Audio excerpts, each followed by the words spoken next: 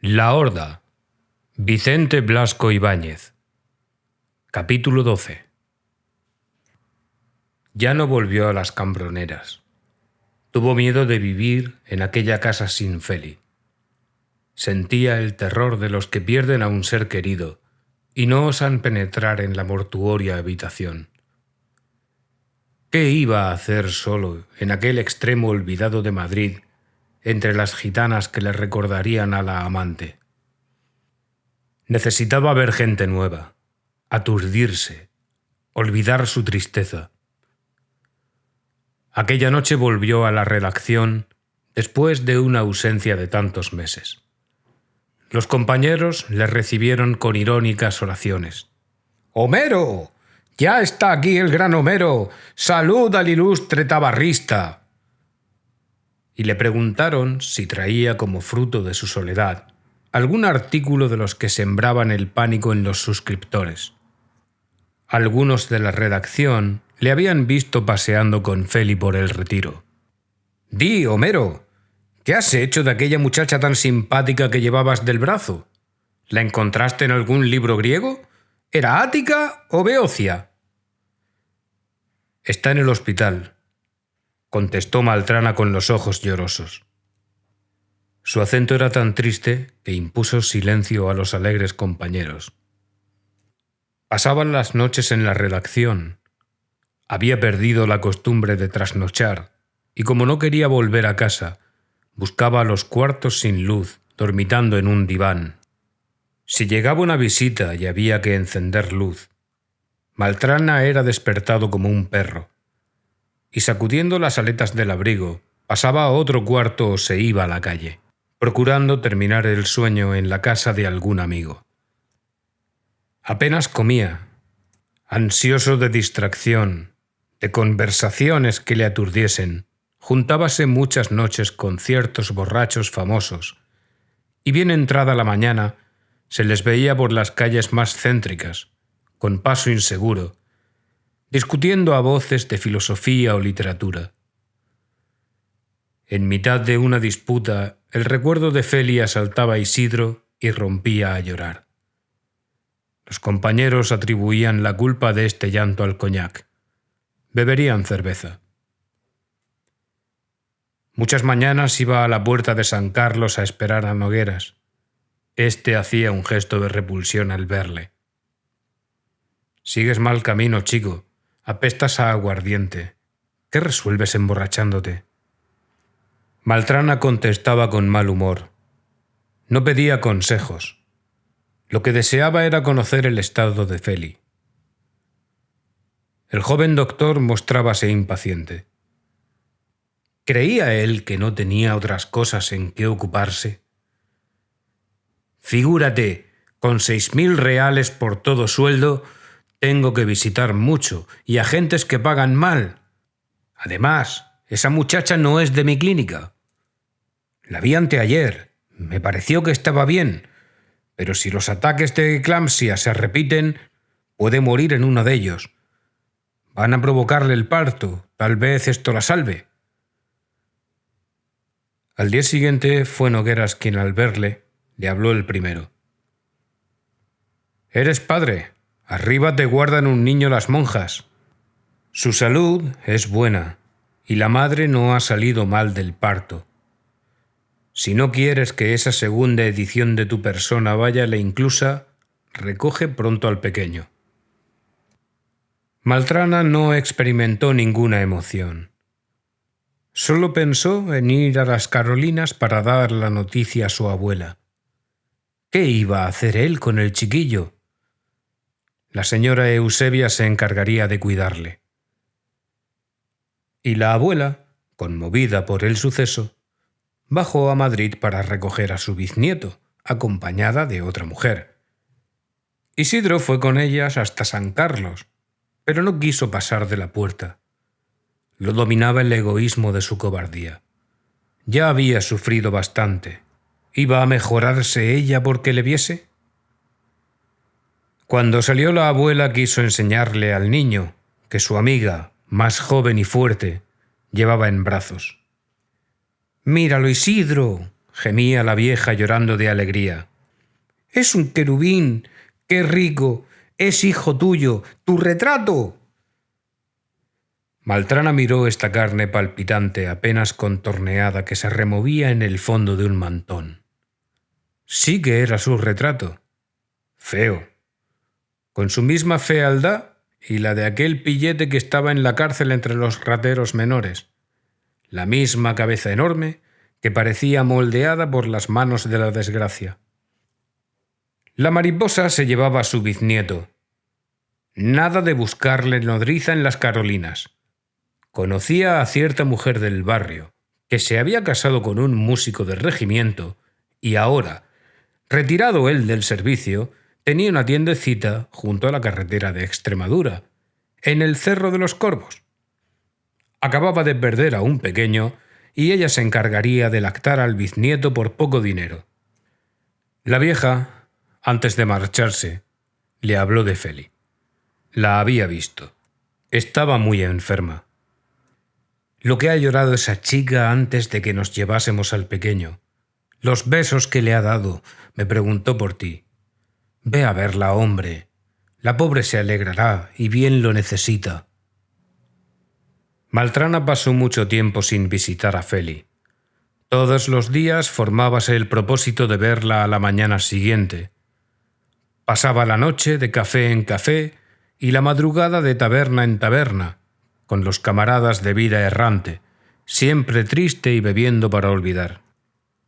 Por la mañana llegábase hasta San Carlos a recibir noticias. Le bastaba con saber que Feli seguía bien. Le acometía el miedo a verla en este lugar de dolor y que ella adivinase su embriaguez. «Un día me acompañarás», decía a Nogueras. «No, ahora no. Me siento sin fuerzas. Además, estoy algo borracho. ¿No me lo conoces?» Por fin, una mañana se mostró resuelto. Quería verla. Adivinábase cierta preparación en su aseo exterior, como si acudiese a una entrevista amorosa. Iba recién afeitado. Ocultaba algo bajo las aletas del Macferlán, que parecía menos viejo después de unos cuantos pases de cepillo. Nogueras lo hizo atravesar los claustros de la facultad. Subieron escaleras, pasaron otros claustros y por fin el médico abrió una puerta. Lo primero que vio Maltrana fue las tocas blancas de una monja, ocupada en arreglar con sus manos de cera las flores de trapo y las velillas de un altar. Estaban en una sala de paredes enjabelgadas de un blanco de hueso, con zócalo de ladrillos blancos también. La pieza aparecía dividida por un muro hasta el límite del zócalo, con grandes espacios abiertos entre las pilastras que sostenían el techo. Isidro vio muchas camas de hierro con cubiertas de percal floreado, y junto a ellas mesillas con redomas y escupideras. Sobre las almohadas destacábanse cabezas de mujeres de verdosa demacración, con las cabelleras enmarañadas y sucias. Maltrana recordó las salas de los hombres. Estos eran menos repugnantes en sus dolencias. La hembra se agostaba con la mayor rapidez, así que la enfermedad disolvía los almohadillados carnosos de sus encantos. El médico se detuvo ante un lecho. Allí tenía a la que buscaba. Isidro tardó algunos instantes en reconocerla.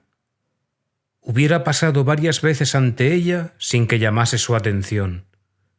Cuán cambiada la veía.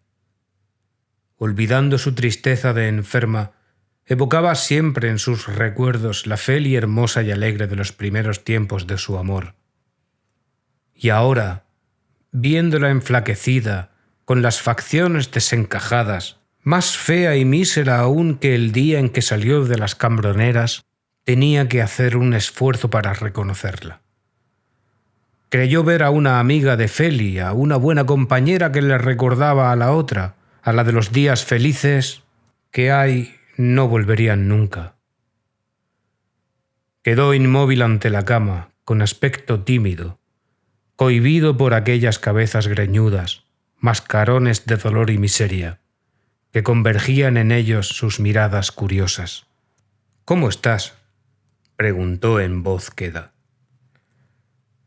Saludábale Feli silenciosa, con una sonrisa que daba frío, contrayendo las arrugas de su rostro exangüe, marcándose la punta de su fina mandíbula con la agudeza de un hierro de lanza. Y allí había puesto él sus besos muchas veces, en la embriaguez de la pasión, miseria de la vida, sus ojos, unos ojos de loca, con el estrabismo de las frecuentes crisis, eran lo único que aún delataba la extinta hermosura. En el lecho inmediato vio a una jovencita que llevaba envuelto el pelo en un pañuelo rojo y abrigados los hombros con una chaquetilla color de manteca. Mostraba entre las puntillas de la camisa sus pobres pechos de tísica, que apenas sí se destacaban con ligera hinchazón sobre el mísero costillaje. Era una criada que había dado a luz una niña, una pobre bestia de trabajo convertida en madre por el capricho momentáneo del señorito. La chaquetilla de señora que le servía de abrigo en el hospital era tal vez la única recompensa de su caída. Feli, al contemplar a Isidro, mostraba también en sus ojos cierta extrañeza, como si le encontrase cambiado. Había transcurrido muy poco tiempo y, sin embargo, creían verse después de larguísima ausencia. Permanecieron silenciosos mucho rato, mirándose, pero sin atreverse a despegar los labios. Al fin, habló ella por el impulso maternal. ¿Y su hijo? Maltrana fingióse enterado. Estaba allá, en la carretera de Extremadura, con su nodriza, una gran mujer buscada por la abuela. Podía permanecer tranquila. Y él aún no había ido al Cerro de los Corvos, ni conocía a la nodriza. Después le preguntó por su enfermedad. Feli hablaba con voz triste. Parecía resignada a permanecer siempre allí, sin esperanza de volver al mundo. Su voz era lenta, con largos titubeos. Notábase cierta incoherencia en sus palabras. Se adivinaban sus esfuerzos para ordenar las frases y encauzar el pensamiento. Mientras la oía, Isidro miraba con el rabillo del ojo a la monja, de pie junto al altar, hablando con el médico. ¡Ay, aquellas gentes que vivían en diario contacto con la miseria humana! ¡Qué duros, qué fuertes! ¡Qué indiferencia ante el dolor ajeno, que no era para ellos más que un accidente vulgarísimo! Su mirada fría parecía tener callos. La contorsión del dolor, la muerte, todo resbalaba sobre ellos sin el menor arañazo, sin producir la más leve turbación. La monja, después de hablar con el médico, miró a Maltrana con cierta curiosidad. Su olfato de experta conocedora de la vida adivinaba a la pareja ilegal, al amor rebelde, que desprecia los convencionalismos sociales. Su curiosidad de mujer excitábase con el perfume del pecado. Su severidad le hacía abominar de aquella juventud que se adoraba a espaldas de la religión. Maltrana no sabía qué decir. La tristeza creaba un gran vacío en su pensamiento. Además, le cohibían tantas miradas fijas en él. Era un martirio permanecer ante Feli sin poder cogerla la mano, atemorizado por los ojos hostiles de la monja. Se echó atrás las aletas del abrigo y dejó sobre la cama un mazo de violetas que llevaba oculto. Su perfume pareció dulcificar aquel ambiente que olía a carne enferma y antisépticos. «¡Ay, flores!», dijo Feli con vocecilla infantil. «¡Flores!». Maltrana se excusaba con timidez. Eran violetas, no tenía dinero para más. Aún así, le había costado mucho el adquirirlas. Costaban muy caras. Las flores nacían para los ricos, y aun gracias que les dejaban a ellos el cielo y el sol. Había recordado también su predilección por las naranjas. Quería traerle una, pero después de correr las fruterías de la calle Mayor, buscando las primeras que acababan de llegar, había desistido por su pobreza. Todo su dinero se lo habían llevado las violetas. «Otro día, ¿me oyes?», murmuraba en su oído, como si le propusiese una travesura infantil. «Otro día te las traeré, sin que se entere la monja, sin que lo vea el médico». Y ella decía que sí, mirando al amante con sus ojazos tristes, mientras se llevaba a la cara el mazo de violetas, oliéndolo con delectación. Nogueras carraspeó con insistencia llamando a Maltrana. La entrevista se prolongaba demasiado. Otro día, más. Isidro cogió la mano amarillenta que ella le tendía. «Adiós, Feli, adiós, nena, volveré». La enferma le recordó su promesa. Debía traerle naranjas y flores, muchas flores. El trastorno mental de su crisis le hacía olvidar la penuria del amante. Maltrana no volvió. Transcurrieron varios días sin que el doctor lo encontrase por la mañana en las cercanías de San Carlos. Esta visita había bastado para darle cierta tranquilidad. Una noche, al salir Nogueras del Teatro de Apolo, dio con él en la acera de la calle de Sevilla. Iba borracho, más sucio y abandonado que otras veces. Adivinábase en las arrugas de su abrigo y en el abandono de sus ropas, que dormía sin desnudarse, allí donde se lo permitían los accidentes de su existencia vagabunda. Estaba pálido, con los ojos hundidos y las facciones enjutas, una cara de hambre y alcoholismo.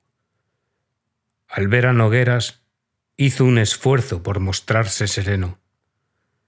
«¿Y aquella?», preguntó. El doctor mostróse pesimista. Aquella iba muy mal. No la había visto, le faltaba el tiempo. Pero el camarada encargado de la clínica tenía pocas esperanzas. Repetíanse con frecuencia los ataques de eclampsia, y en uno de ellos podía morir. Bastaba que la respiración se retardase algunos segundos al quedar su organismo contraído por las convulsiones para que sobreviniese la asfixia. «¿Y tú? ¿Por qué no vas a verla?», preguntó el doctor.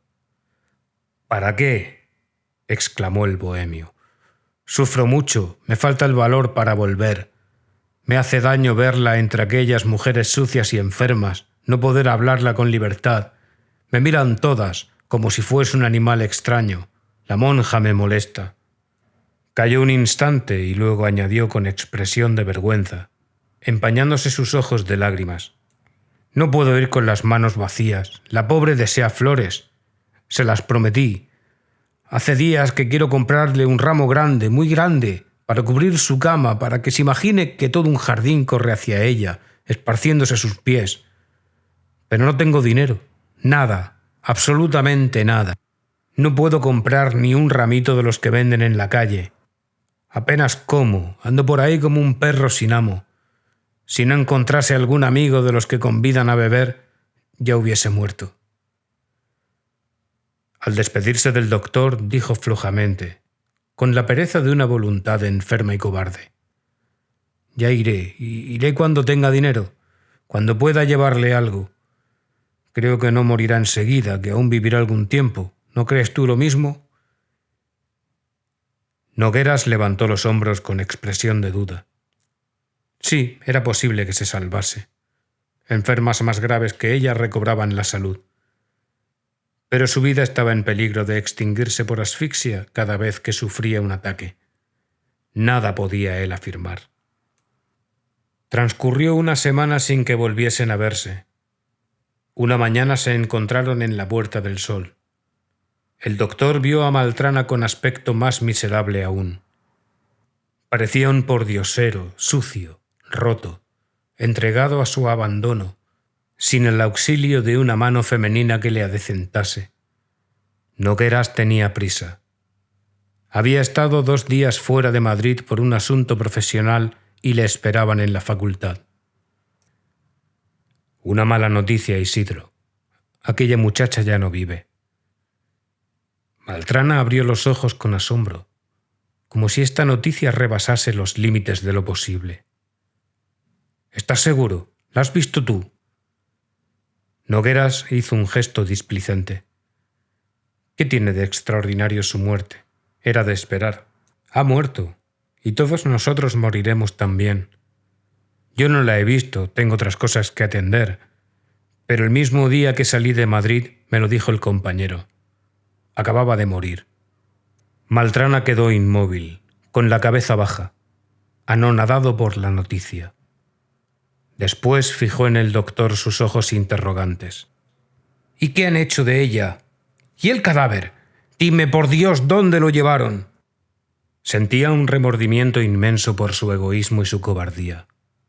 Deseaba visitar su tumba, ya que había pasado los días vagando, sin atreverse a verla en el hospital. El doctor le contestó con una sonrisa que daba frío. Su tumba era la fosa común, a donde iban todos los muertos pobres. La infeliz muchacha no tenía parientes ni quien pagase los gastos de su entierro. Isidro no se había presentado para arreglar las cosas y era seguro que su cuerpo, antes de ir al cementerio, habría pasado por la sala de disección. Sufrían tal escasez de cadáveres. Maltrana no quiso oír más. Volvió la espalda sin despedirse del amigo, como si huyese de su remordimiento y su vergüenza. Vagó por la calle, haciendo esfuerzos por no llorar. La gente le miraba y, fatigado de esta curiosidad, quiso salir de la población, caminar por el campo. Veía las casas a través de densa niebla. Las personas y los carruajes pasaban junto a él como fantasmas, sin ruido alguno. No pensaba. Creía tener hueca la cavidad de su cráneo. Le zumbaban las sienes. Su lengua repetía por lo bajo, con una tenacidad estúpida. Despedazada. Despedazada. Poco a poco su pensamiento, que parecía haber huido lejos, muy lejos, aproximábase, volvía a entrar en él.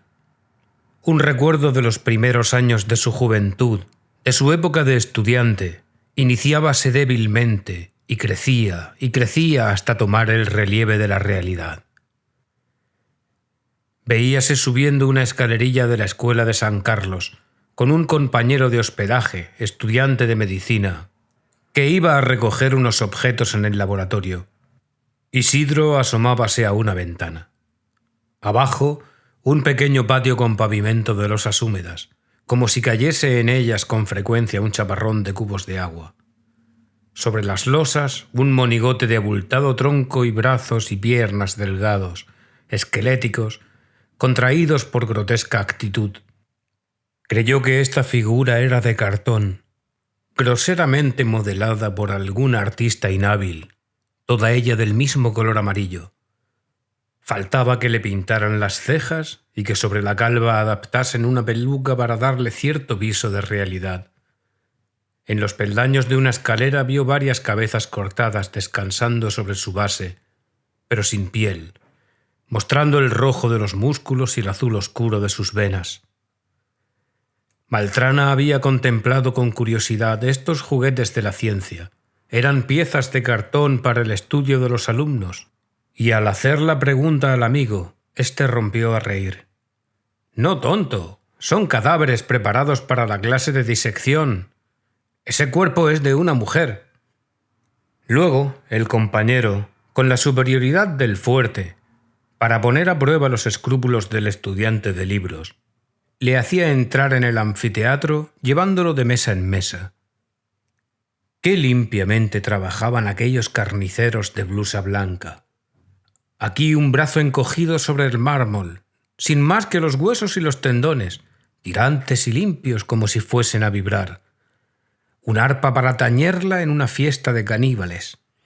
Más allá, piernas que mostraban el cruzado almohadillamiento de los músculos rojos, troncos abiertos al aire con el rosa tierno de sus costillajes. Esta gran carnicería de mármol y cristal hacía pensar en una humanidad horriblemente superior, pervertida por la antropofagia, donde los fuertes se alimentasen con los despojos de los débiles. Un gesto de dura curiosidad contraía los rostros. Las manos sin misericordia, armadas de acero, hundíanse en los secretos de aquella carne fría, limpia, anónima, sin personalidad, que no recordaba su origen humano. Y en este matadero de la investigación había desaparecido su Feli. Allí se había disuelto su cuerpo, sin que bajasen a la tierra más que restos informes y despedazados en el fondo de una espuerta. Feli, Feli. Repetía su nombre, recordando los 1000 detalles de su amorosa intimidad. La oreja sonrosada cuyo lóbulo mordía dulcemente al mismo tiempo que murmuraba palabras dulces. Su cabecita, que en las noches de invierno se refugiaba en su hombro con el mismo ademán tímido del pájaro que oculta el pico bajo el ala. Sus piernas de diosa, que pretendía ocultar ruborosamente cuando él la probaba aquellas medias adquiridas en el rastro.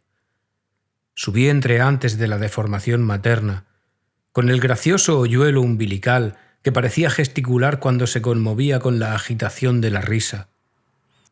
La doble copa de alabastro de sus pechos, aquellas 2 magnolias de amor. Todo había sido despedazado bajo el acero, sin piedad, sin misericordia.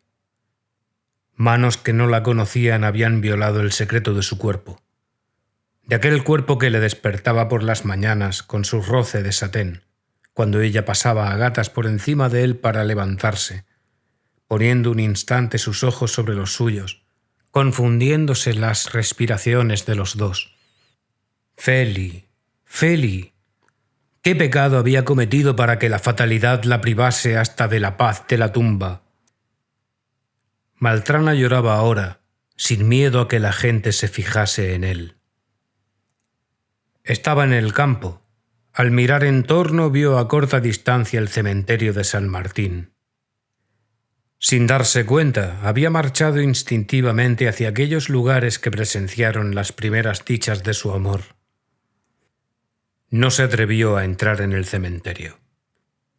La muerte le asediaba con sobrada insistencia para que él fuese a devolverle la visita. ¡Ay, cómo odiaba a la infame señora de los ojos sin luz, de la piel intensamente pálida, que una tarde había descrito allí dentro ante la absorta muchacha! Con qué delectación le escupiría en su pecho voluminoso y amargo, en sus flancos potentes, si pasase ante él. Cierto que tras sus pisadas resurgía la vida, que otras Felis vendrían al mundo, pero no eran para él. La suya, la que había tenido en sus brazos, esa no volvería nunca. Había sido un rayo de sol a través de las nubes de su cielo, saludado por la espiral de las ilusiones que volaban como palomas. Las nubes cerrábanse para siempre. El rayo de sol se extinguía, y las palomas venían al suelo transidas de frío. Marchó como en peregrinación, por la senda que aquella tarde precursora de su felicidad había seguido con Feli.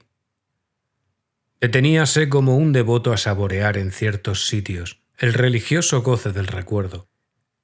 Aquí había entregado su dinero a unas mendigas para que se emborrachasen celebrando su dicha. Más allá, Feli le daba a chupar una naranja con mohínes graciosos. Al llegar al merendero, vagó por los alrededores con una insistencia que puso en guardia a los dueños, alarmados por el aspecto mísero de Maltrana. Cerca del canalillo le faltaron las fuerzas. El recuerdo le aplastaba. También él iba a morir. Necesitaba olvidar. La vista de estos sitios le hacía gran daño. El invierno deshojaba los árboles, la tierra estaba yerma. Era el mismo escenario de su dicha, como él era el mismo Maltrana. Pero había soplado un viento glacial, matando la alegre hojarasca llena de rumores y de cánticos, dejando solo el escueto ramaje. Los almendros de la huerta del obispo, que derramaban en otros tiempos lluvias de flores sobre la cabeza de Feli, parecían ahora escobas plantadas por el mango. Isidro, tambaleándose como un herido, fue en busca de su abuela. Zaratustra y la señora Eusebia le escucharon silenciosos, pero sin participar de su emoción. Con que la chica del mosco había muerto, todo sea por Dios. Y el par de vejestorios replegábase en su egoísmo, sintiéndose más fuerte, más feliz, con la satisfacción de conservar su existencia, mientras la muerte ensañábase con la juventud. La tía Mariposa solo pensaba en su biznieto, de cuya salud hacía grandes elogios. Poco le importaba la suerte de la madre. Toda su atención era para el pequeño. Isidro se quedó allí. ¿A dónde ir? Su cobarde laxitud había llegado a los últimos límites de la indiferencia. Estaba atravesando el momento de las grandes renuncias a la vida. De ser creyente, se hubiese hecho ermitaño, lego de un convento de trapenses, asceta en un desierto. Ahora comprendía la huida del mundo, el aislamiento cruel, las santas locuras de ciertos desesperados, que al ser mordidos por el dolor encuentran remedio en su ignorancia y su fe. Permaneció varios días en la cabaña de Zaratustra, complaciéndose en su suciedad, haciendo de esto una mortificación. ¡Ay, la conciencia! La agobiadora pesadez del remordimiento. Ya no sentía dolor por la muerte de Feli. Lo que le avergonzaba era el abandono en que la había dejado, la cobardía de su floja voluntad, el egoísmo de no entristecerse viéndola enferma. La pobre había muerto sola, en aquella cuadra blanca, rodeada de humanas bestias que solo pensaban en ellas con el egoísmo del dolor, sin una mirada de cariño, sin una mano que estrechase la suya. Y este crimen era ya irremediable. ¡Ay, si Feli pudiese resucitar, solo por un día, por una hora! Era su idea fija y tenaz. Si volviese a la vida, aunque fuese para morir a los pocos instantes, él cumpliría su deber y quedaría más tranquilo. La pasión de su existencia tendría un final digno. Correría a su lado para no abandonarla hasta el último momento. Sentíase capaz de robar para que sus restos reposasen en un féretro lujoso, para que se librase de la fosa común, para que no la llevaran a aquel matadero blanco donde eran descuartizados los cadáveres. Pero ay, solo se muere una vez. El mal no tenía remedio. Miserable de él. ¿Dónde estaba la poesía de su pasión? ¿Qué había de común entre él y aquellos amantes que había visto en los libros, inclinados sobre el lecho de la moribunda, abrazándola y gimiendo el último adiós? Feli, Feli, a cambio de su propia vida, pedía él que resucitase un instante, el tiempo preciso para besarla, para que partiese con el convencimiento de que la amaba, para salvar su cuerpo adorado de la odiosa profanación.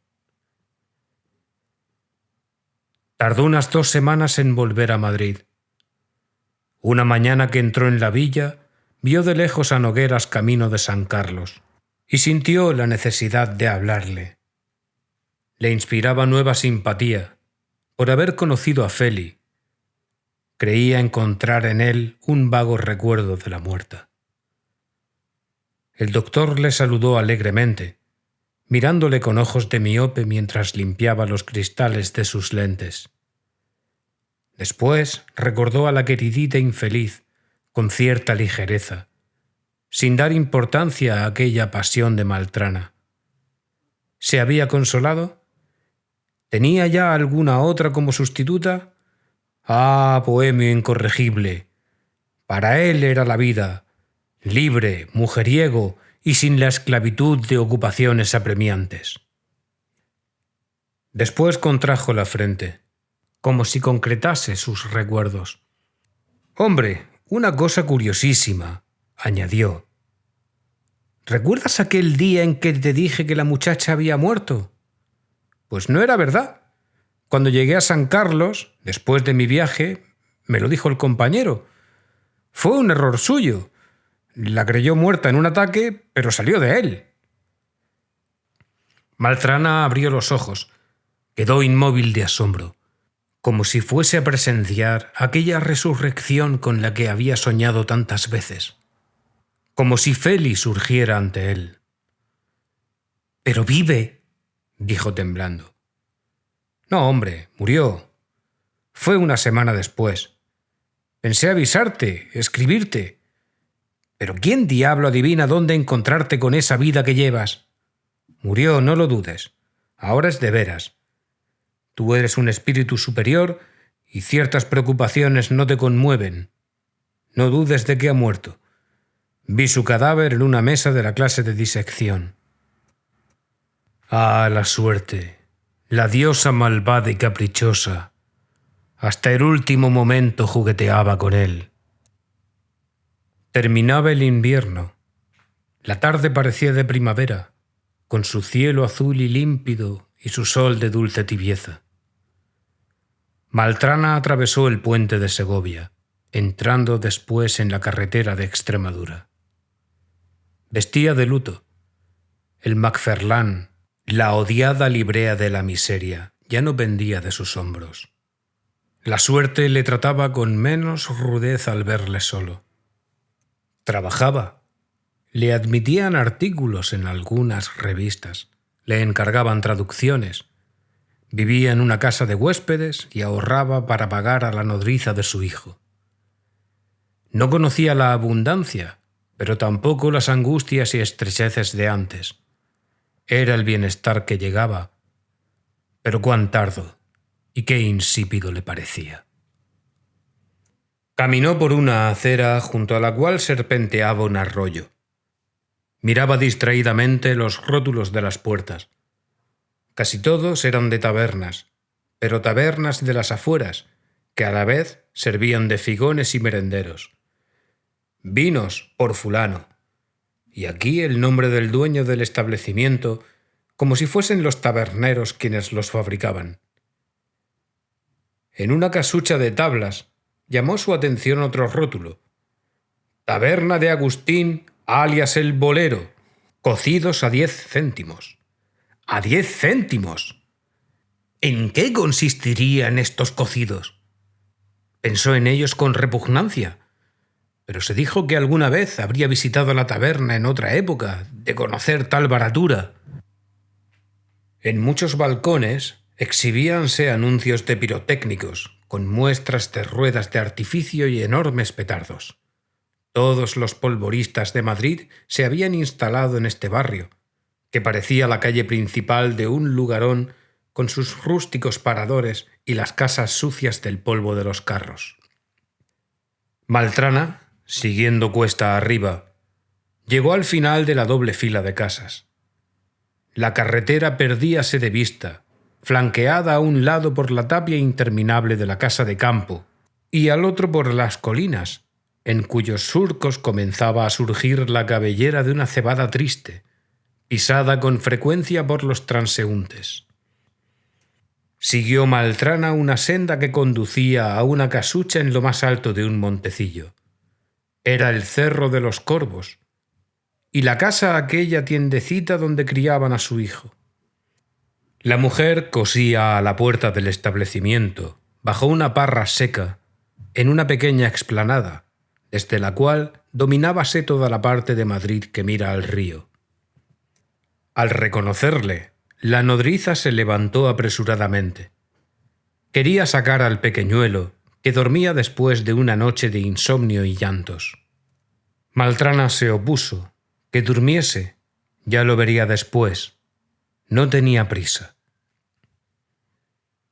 Se sentó en un banco, ante una mesa de tablas desunidas, contemplando el magnífico panorama. La mujer quiso obsequiarle un poco de aguardiente, pero él hizo un gesto de repugnancia. Agua, nada más que agua. Y ella sacó un jarro de la oscura tienda, que exhalaba un hedor de salazón, bebidas alcohólicas y grasa. La adquisición del agua costábales grandes esfuerzos en aquella altura. Su marido pasaba el día bajando y subiendo el cerro para llenar 2 cubas en la fuente de la carretera. Después, la nodriza habló de la pésima marcha de sus negocios. Iban a perder los ahorros que su marido, el pobre músico, había hecho en el ejército. Las casuchas cercanas al cerro eran de pobres, que vivían en la peor miseria, ladrilleros casi todos, que sólo encontraban trabajo en verano.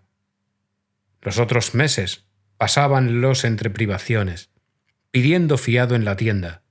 No tenían otro recurso que merodear en la casa de campo, saltando la tapia para coger cardillos que vendían en Madrid. Yo he visto muchas miserias, don Isidro, añadía, pero esta es la peor de todas. Mire usted de ese niño que sube con la botella. De seguro que no trae dinero, y hay que darles, so pena de perder de un golpe todo lo atrasado. Se metió en la tienda, seguida del muchacho, y Maltrana permaneció abstraído en la contemplación de Madrid. Vista desde allí, la población era monumental, soberbia. Pocas capitales de Europa parecían tan hermosas. Al frente, la enorme masa del Palacio Real, con sus pilastras salientes cortando las negras filas de ventanas. A un lado, la colina del Príncipe Pío, coronada de cuarteles. Al extremo opuesto, la cúpula de San Francisco el Grande y el Seminario. Arriba, el cielo sin una nube, límpido, como si su azul lo hubieran lavado las últimas lluvias, con una diafanidad que absorbía y borraba instantáneamente el humo de las chimeneas. Abajo, en los declives que conducen al Manzanares, grandes masas de vegetación, las arboledas del Campo del Moro, de la Virgen del Puerto, de la Cuesta de la Vega. La masa blanca del caserío partíase más allá del puente de Segovia, y una línea metálica, una barra horizontal y negra, unía los 2 lados de este corte. Era el viaducto. Madrid, visto desde allí, parecía una capital portentosa, una imponente metrópoli. Entre el azul del cielo y el verde de los árboles, alineábanse las más solemnes manifestaciones de su vida, sus más poderosas grandezas. La vivienda de los reyes en medio. A un lado, los cuarteles, sobre aquella colina que era el Monte de Marte de Madrid. Al opuesto, el templo suntuoso, que parecía aplastar con su grandeza las casuchas inmediatas, y otro cuartel sin armas, donde se albergaban los reclutas de la fe vestidos de negro. Nada faltaba. Era la imagen completa de la nación. Todo parecía haberse concentrado en esta cara monumental de la Gran Villa.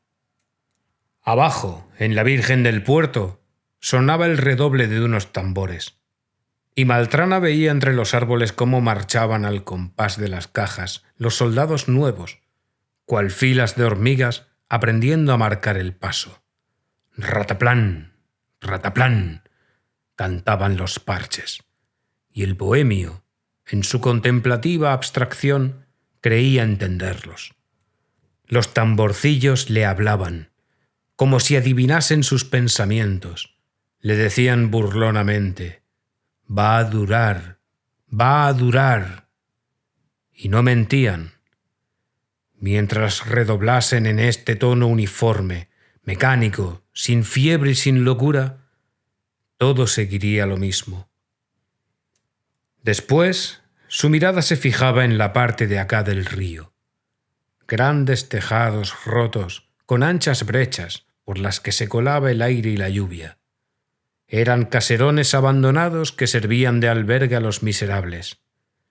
Junto a ellos brillaban al sol las cubiertas de zinc herrumbroso y las ladas viejas de las cabañas de los mendigos.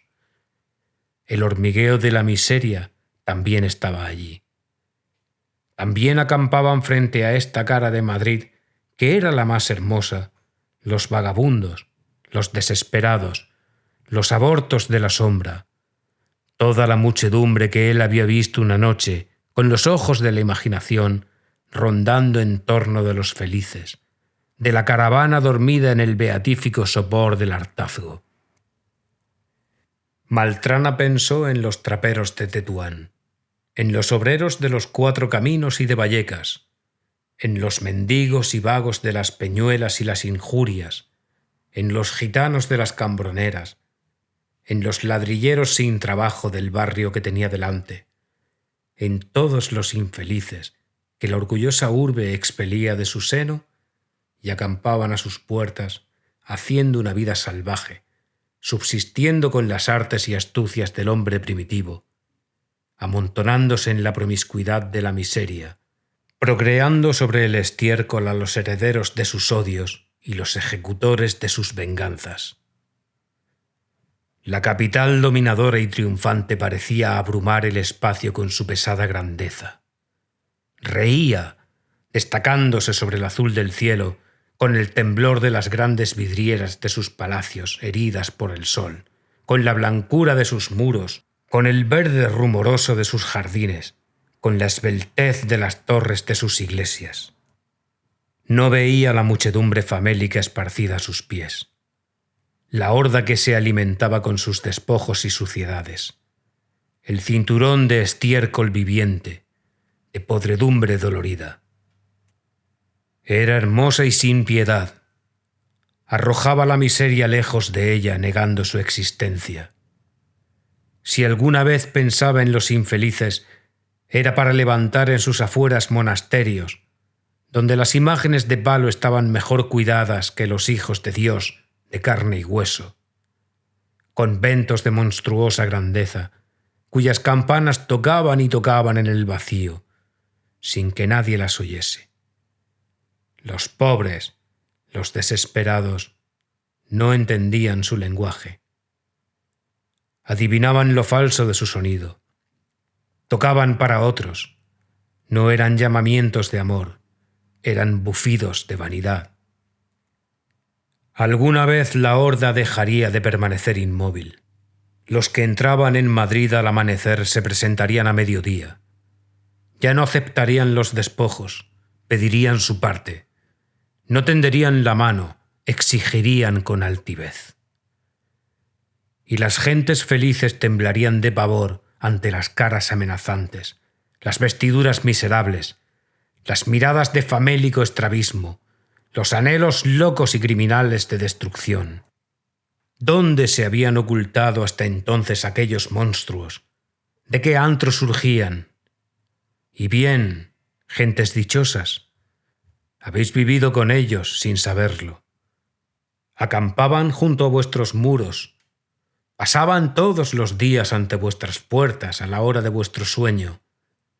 No les habéis visto porque eran débiles, porque se arrastraban humildes. Negabais su existencia porque no proferían amenazas. Ni piedad, ni misericordia tuvisteis con ellos cuando aún era tiempo. Maltrana examinaba mentalmente esta avalancha de miserias, odios y desesperaciones que podía transformarse en un ejército. ¿Qué le faltaba a la horda? Jefes, pastores audaces que la guiasen a las alturas, conociendo el camino. ¡Ay, si los que nacían en su seno armados con la potencia del pensamiento no desertasen, avergonzados de su origen!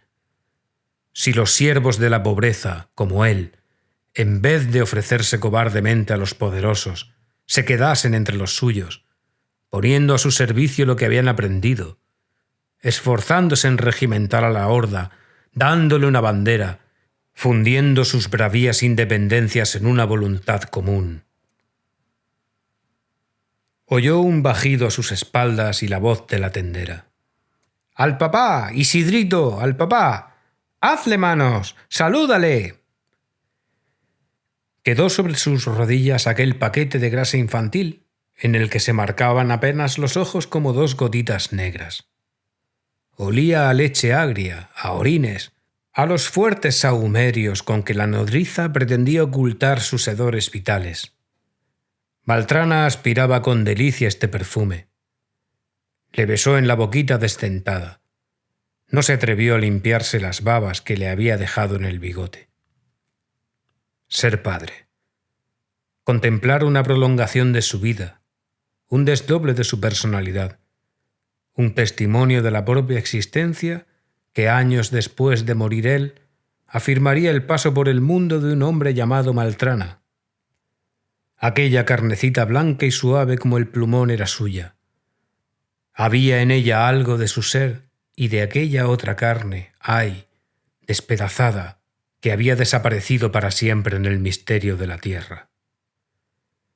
¿Qué le importaba ya la suerte de los infelices, el destino de la horda miserable y los tremendos conflictos que pudieran desarrollarse en el futuro? A vivir. Toda su vida la tenía en sus brazos. El calor de este cuerpecillo le infundía una resolución egoísta y brutal. Al coger a su hijo sentíase fuerte. Era como un arma que le daba confianza y valor para seguir su marcha. Quería que fuese de los felices, de los dichosos, de los fuertes, ya que el mundo estaba organizado sobre la desigualdad, que figurase su hijo entre los privilegiados, aunque para ello tuviese que aplastar a muchos. Lo que no habían logrado la miseria y el triste destino de Feli, lo conseguía aquel chiquitín con solo su contacto. Caía hecha polvo la herrumbre de su voluntad. Era otro hombre. Su audacia consideraba con desprecio todos los obstáculos. Sentíase capaz de robar, de matar por su hijo. No tenía otra herramienta, otra arma que su pluma. Pero haría de ella un puñal, una palanqueta, algo implacable que sirviese para la muerte y el despojo. Lo que no había osado hacer por el amor, lo haría por su hijo. Se lanzaría en plena lucha con la insolencia del mercenario. Adiós, ideas, fe, entusiasmos, ilusiones, todo ilusiones. Despreciaba su cultura, pero pensaba aprovecharla para hacerse pagar mejor. El dinero y el poder tendrían un siervo más. Su suerte estaba echada. Se revolvería en la abyección. Paladearía su envilecimiento. Se vendería como esclavo para que su hijo fuese libre. Su destino era el del asaltante que cae en el foso para que el hermano de armas entre por la brecha. Él desaparecería en el fango, pero el Maltrana que venía detrás pasaría vencedor sobre el puente de sus espaldas. Y mirándose en aquellos ojitos bobos, sin expresión, que le contemplaban fijamente, Maltrana decía a su hijo con el pensamiento: «Llegarás, chiquitín. Yo marcharé a gatas delante de ti. Abriré con mi lengua un camino en el barro, para que avances sin ensuciarte. No temas que caiga desalentado, que vuelva a sentirme cobarde y te abandone como a la pobre mártir. Este amor que ahora nace es de hierro. Ya soy otro. Soy tu padre».